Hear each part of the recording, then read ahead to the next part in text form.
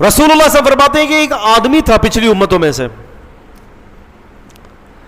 مرتے وقت یہ وصیت کر گیا کہ میری لاش کو آگ میں جلا ڈالنا. کیا وصیت کر گیا؟ میری لاش کو آگ میں جلا ڈالنا، اور پھر اس کے بعد جو راکھ جمع ہو جائے آدھے راکھ کو ہوا میں اڑا دینا اور آدھے راکھ کو پانی میں بہا دینا. وہ یہ کہہ رہا تھا کہ یہ اس وجہ سے میں کر رہا ہوں کہ کہیں مجھے اللہ دوبارہ اٹھا کھڑا کر کے میرا حساب نہ لے لے اور مجھے عذاب میں مبتلا نہ کر دے.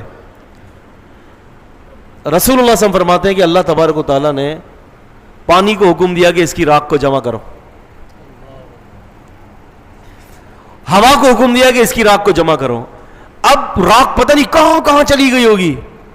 ہر شے اللہ کے حکم کی پابند ہے. وہ راکھ جمع ہو گئی، اب اس کو کھڑا کرنا ہوا اور پانی کی طاقت نہیں ہے.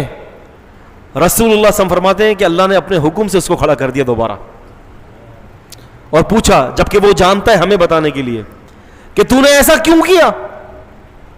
کہا کہ اللہ صرف تیرے ڈر کی وجہ سے، کہ ایسا نہ ہو کہ تو مجھے اٹھا لے اور تو مجھے عذاب میں مبتلا کر دے، صرف تیرا ڈر. یہ بات اللہ کو پسند آ گئی اور اللہ پاک نے اس کی مغفرت کر دی. اب یہاں پر ایک بڑا مسئلہ یہ ہے کہ اس نے کہا تھا کہ مجھے جلا دینا اللہ تعالیٰ تاکہ مجھے دوبارہ اٹھانا کھڑا کر سکے. یہ تو کفر ہے. یہ عقیدہ اللہ کے لیے رکھنا کہ مجھے اللہ دوبارہ نہ کھڑا کرے، یہ عقیدہ تو کفر قریش و کفر مکہ تھا. لیکن دراصل وہ اس عقیدے کے اندر جاہل تھا. کیا تھا؟ جاہل تھا. یعنی اس کو علم ہی نہیں تھا کہ اللہ ایسا کر سکتا ہے. اس کو جتنا علم تھا اس میں وہ اللہ سے ڈر رہا تھا، اسی لیے اللہ نے اس کو معاف کر دیا. انکار اس صورت میں آتا ہے کہ جب پتا چلے اور پھر انکار کرے، اور جب پتہ ہی نہیں ہے تو پھر انکار کس چیز کا؟